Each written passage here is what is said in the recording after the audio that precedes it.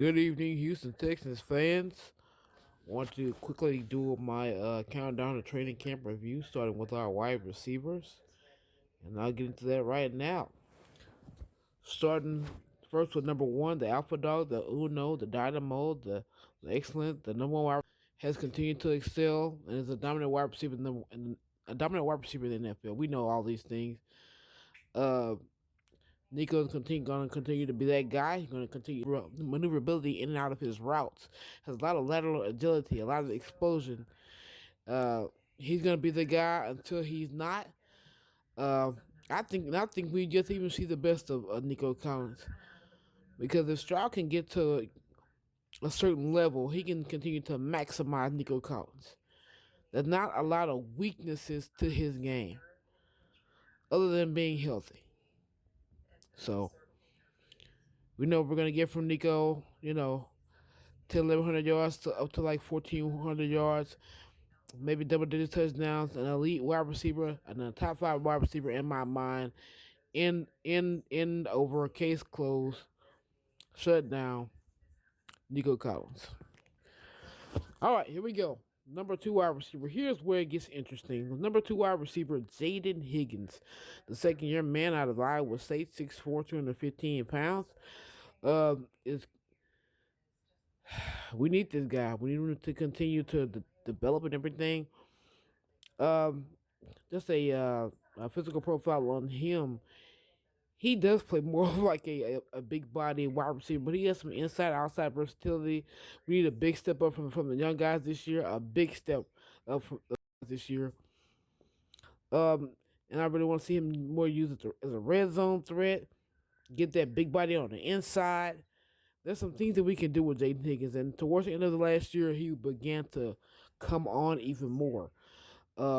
Want him to be used and used correctly so we can maximize his talent, maximize his size, maximize his wingspan.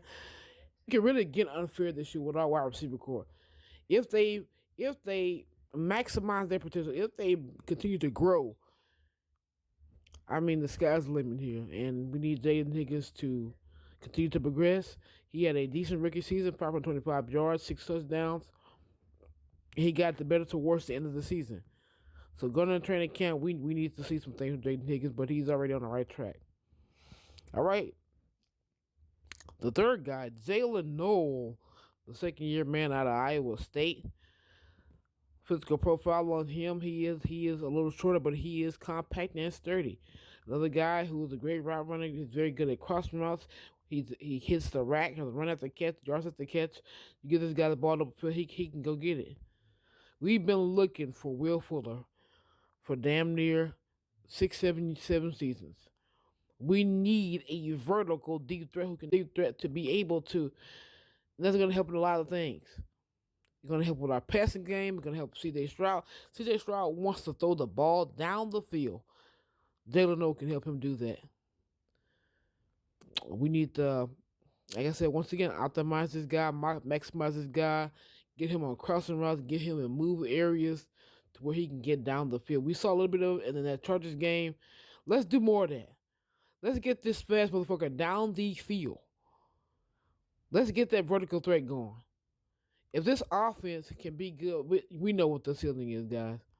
So, want to continue to see more from Jalen Noel. He does not have old ass Christian Kirk taking up reps from him. He'll be able to get in and out of the slot wherever he is able to fit in. But he does have a role on this team. He should take a next step up. Should have more reps, more targets. So need to once again reiterate the fact that we need to have a big years, or at least a step in the right direction for both of our young, highly drafted wide receivers. If they take a big step, we can do big things. On offense, that is. Number four guy, just going by last year, the fifth year man out of fourth year man out of Iowa State, Xavier Hutchinson. We love those Iowa State Hawkeyes. We know what Xavier Hutchinson is going to give us. He's very dependable. He has strong hands. He's able to go. He has very good length. He's able to go up and get the ball in high time situations. We need the ball to be caught, and somebody's not doing their job. Xavier Hutchinson will step up and get the job done. He doubled his production in 2025, which is not saying a lot because he, went for like 200 something yards to like 400, near 400 yards in the season. He's going to continue to get his shot at wide receiver number 4. Uh, well, it's not long for this team. He's taking up valuable reps, and especially from this guy coming up number 5. I'm not even gonna call this guy wide receiver number 5. I'm gonna call this guy wide receiver question mark. Wide receiver question mark. Tank motherfucking Dale. He is the linchpin. Tank Dale is the linchpin. If Tank Dale, if this listen to me and listen to me good. Have I got a witness? If Tank Dale is able to get to at least 80% of what he was, this shit is over. I've recorded this voiceover a few times because I get mush mouth sometimes. But one thing that has remained current and present throughout all these voiceovers is that if Tank Dale, listen to me, you hear that, Pat? If Tank motherfucking Dale is able to regain what he was, this shit is over with. We know about the elite lateral agility. We know about the elite quickness. We know about the downfield threat. But we know about the fucking Madden route running he's doing. If we get Tank Dale back, this shit is over with. Point blank, period, guys. Wide receiver number 6, or wide receiver hopefuls. That's what that's the next point is. Wide receiver hopefuls. These are guys who are hoping to make the 53-man roster. This guy was going to be Justin Watson. Justin Watson is a good vertical threat because nobody is fucking looking for Justin Watson. Amen? No one is looking for Justin Watson down the field. He has an uncanny ability of getting down the field. He has a I'm reading a report of him. He has good knowledge of the playbook. He's a very smart guy. He's able to wiggle loose because no one is paying attention to him. If you put a half decent corner of Justin Watson, he would not be able to do the things that he does. But he has an uncanny ability to get open down the field. I've seen it many times in Kansas City, and not just because of Mahomes. He's just down there by himself. So, and he was getting good reviews in mandatory minicamp. So, hoping to see more from Justin Watson, special teamer, able to he's able to catch an occasional deep bomb. Justin Watson, occasional deep bomb guy. All right, going on to our next guy. This guy is the hype head in the minicamp. This is the guy. This is the hopeful. I love this. There is nothing remarkable about the next guy. His name is Bond. There is absolutely nothing remarkable about Louis Bond. But let me tell you this: he is a football player.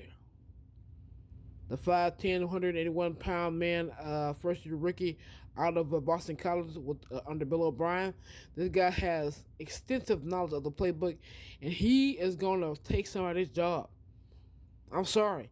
He's going to take somebody's job. If Jalen Noah can't get if one of these young wide receivers can't get it done, it's going to be I'm prognosticating right now. It's going to be extremely hard to get him off of the field.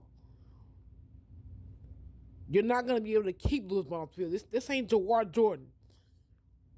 Well, you got to wait 3 years to where he gets a 100-yard touchdown, 100-yard game and a touchdown. It's going to be hard to keep him off the field. Jalen Noah didn't make it hard to keep Chris Kirk. Jalen Noah didn't make it hard to keep Chris Kirk off the field. Even with the advantage of being highly drafted and a guy who has speed, Christian Kirk was on the field an exorbitant amount of times.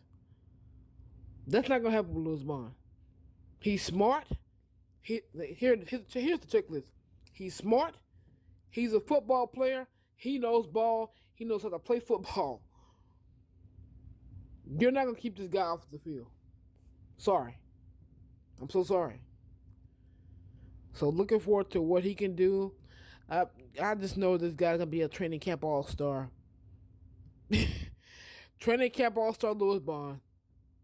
So we're hopeful to see what he can do heading into training camp.